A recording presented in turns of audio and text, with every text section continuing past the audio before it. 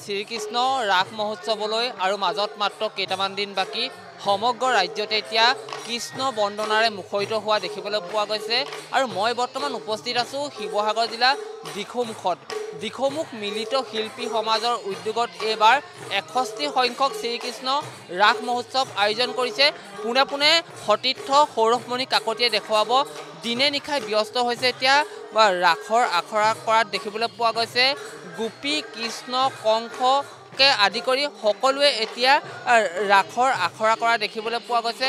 মুঠৰ ওপৰত এতিয়া চৌদিশে কৃষ্ণ বন্দনাৰে মুখৰিত হৈছে আৰু ৰাস পূৰ্ণিমালৈ আৰু মাজত মাত্ৰ কেইটামান দিন বাকী আৰু সমগ্ৰ ৰাজ্যতে এতিয়া খোল তালৰ আৰু বাঁহীৰ অমিয়া সুৰে মুখৰিত হৈছে। আৰু পোনে পোনে সৌৰভমণি কাকতিক ৰাসৰ আখৰা দৃশ্য দেখুৱাবলৈ অনুৰোধ জনাইছোঁ ND24ৰ দৰ্শকসকলক।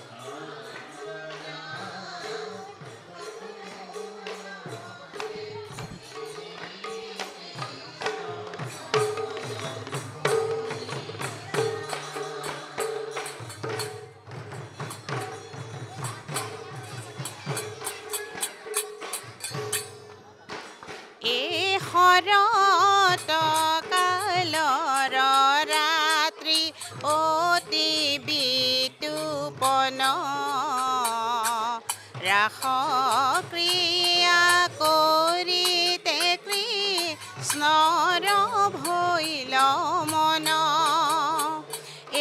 শৰৎ কালৰ ৰাত্ৰি অতি বিতুপন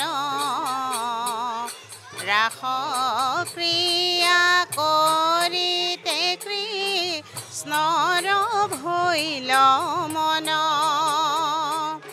আহা সখী আহা যাওঁ গকুলৰে শ্ৰী কৃষ্ণ নয়ন ভৰি চাওঁ কৃষ্ণ কামি দেখা পাই পৰাণ জুৰাওঁ হে আহা সখী আহা যাওঁ গকুলৰে শ্ৰী কৃষ্ণ নয়ন ভৰি। মই পোনে পোনে উদযাপন সমিতি বিষয়ববী আছে, মই তেওঁলোকৰ পৰা কথা পাতিবলৈ যত্ন কৰিম। যিহেতু এইবাৰ জুবিনদাবিহীন ৰাস মহোৎসৱ আয়োজন কৰিছে সকলোৱে, আপোনালোকৰ প্ৰস্তুতি কেনেকুৱা? দিখৌমুখ মিলিত শিল্পী সমাজৰ তৰফৰ পৰা আমি সকলোকে ৰাস মহোৎসৱৰ প্ৰাকখনত আন্তৰিক অভিনন্দন জনাইছোঁ। গুৰুজনালৈ আমি শ্ৰদ্ধা নিবেদন কৰিছোঁ। জুবিনদাবিহীন আজি এইবছৰ ৰাস 41তম ৰাস মহোৎসৱ আমি আয়োজন কৰিছোঁ। সেইদিনাখন আমি জুবিন গাৰ্গৰ আমাৰ প্ৰতিচ্ছবি আছে, আমি শ্ৰদ্ধাঞ্জলি জনাই আমি ৰাস উৎসৱ আৰম্ভ কৰিছোঁ। প্ৰতি মুহূৰ্ততে আমি তেখেতৰ অৱৰ্তমানত আমি যি ৰাস কৰিছোঁ সেই ৰাসত তেখেতৰ অৱৰ্তমান আমি অনুভৱ কৰি আছোঁ। আমাৰ বিশেষ এক কাৰ্যসূচী আছে জুবিন গাৰ্গৰ ওপৰত। ৰাসৰ দিনৰ ভাগত আমাৰ এক শ্ৰদ্ধাঞ্জলি অনুষ্ঠান হ'ব, যিটো আনন্দৰাম ঢেকিয়াল ফুকন মহাবিদ্যালয়ৰ অধ্যক্ষ সদানন্দ পায়েং ডাঙৰীয়াই এইটো আৰম্ভ কৰিব।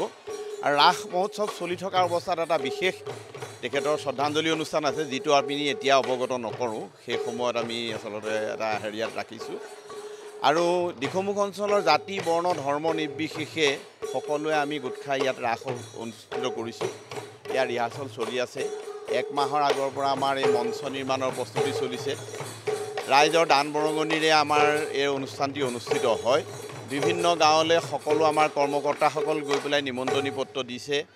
আইসকলে আজি ৰাসৰ প্ৰস্তুতিৰ কাৰণে মিঠৈ, অতিথিসকলক আদৰিবৰ কাৰণে মিঠৈ পিঠাই প্ৰস্তুত কৰিছে।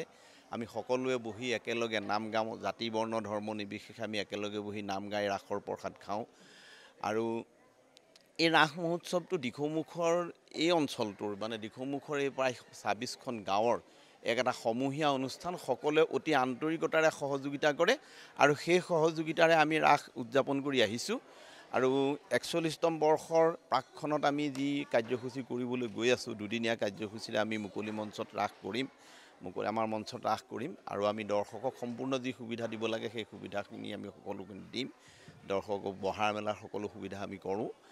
আৰু আমি আশা ৰাখিছোঁ ৰাস মহোৎসৱ আমাৰ অতি সুন্দৰ হ'ব। আমাৰ সম্পাদক সভাপতি মহোদয় আছে ইয়াৰ ববুল দত্ত। কিমানখন গাঁৱৰ ৰাইজে একেলগে আপোনালোকে ৰাস মহোৎসৱ? আমাৰ এই বৃহত্তৰ দিখৌমুখ অঞ্চলটোৰ প্ৰায় 26খন গাঁৱৰ ৰাইজ দিখৌমুখ মিলিত শিল্পী সমাজৰ লগত জড়িত হৈ আছে আৰু সকলোৱে শ্ৰী শ্ৰীকৃষ্ণ ৰাস মহোৎসৱৰ লগত ওতঃপ্ৰোতভাৱে জড়িত হৈ আছে, উদ্যোক্তা সকলোৱে আৰু সকলোৰে সহায় সহযোগত বিভিন্ন জাতি জনগোষ্ঠী ধৰ্ম বৰ্ণ নিৰ্বিশেষে আমি সকলোৱে সমন্বিতে শ্ৰী শ্ৰীকৃষ্ণ ৰাস মহোৎসৱভাগি আমি দিখৌমুখ মিলিত শিল্পী সমাজত উদযাপন কৰোঁ। নিশ্চিতভাৱে ক'ব লাগিব এইবাৰ জুবিনদাবিহীন ৰাস মহোৎসৱ আয়োজন কৰিছে প্ৰতিখন উদযাপন সমিতিয়ে, মাজুলীয়ে হওক বা শিৱসাগৰে হওক। কিন্তু আগৰ ধৰণে যেনেধৰণে ৰাস মহোৎসৱ উদযাপন কৰে এইবাৰ কিন্তু তেনেধৰণে নহয়। কিন্তু এইবাৰ কেৱল মাত্ৰ যি নিয়ম আছে সেই নিয়মৰ মাজেদিহে ৰাস মহোৎসৱ অনুষ্ঠিত হ'ব আৰু দিখৌমুখৰ এতিয়া মিলিত শিল্পী সমাজৰ উদ্যোগত আৰু এনেধৰণে ৰাস মহোৎসৱ উদযাপন কৰিবলৈ সাজু হৈছে ইয়াৰ উদ্যোক্তাসকল আৰু দিনে নিশাই সকলোৱে আখৰাত ব্যস্ত হোৱা দেখিবলৈ পোৱা গৈছে। পোনে পোনে সৌৰভমণি কাকতিয়ে সেই দৃশ্য দেখুৱাব ND24 দৰ্শকসকলক।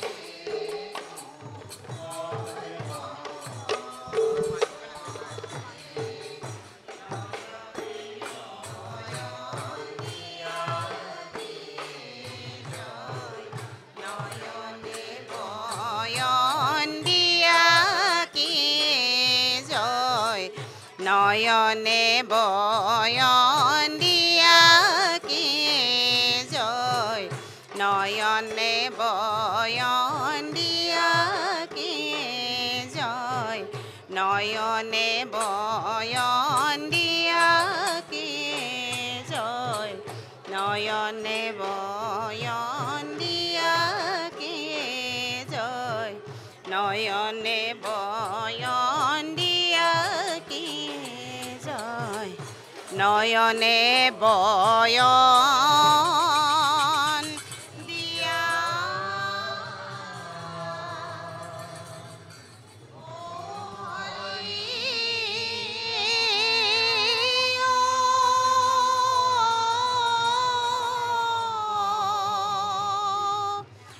ঝুরা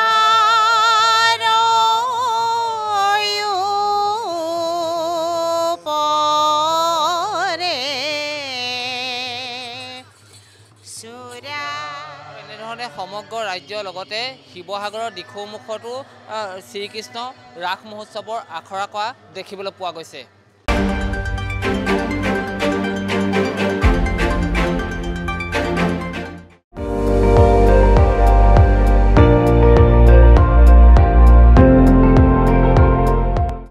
আপুনি চাই আছে ND24, সৰ্বশ্ৰেষ্ঠ নহয় সৰ্বোত্তমৰ দৌৰত।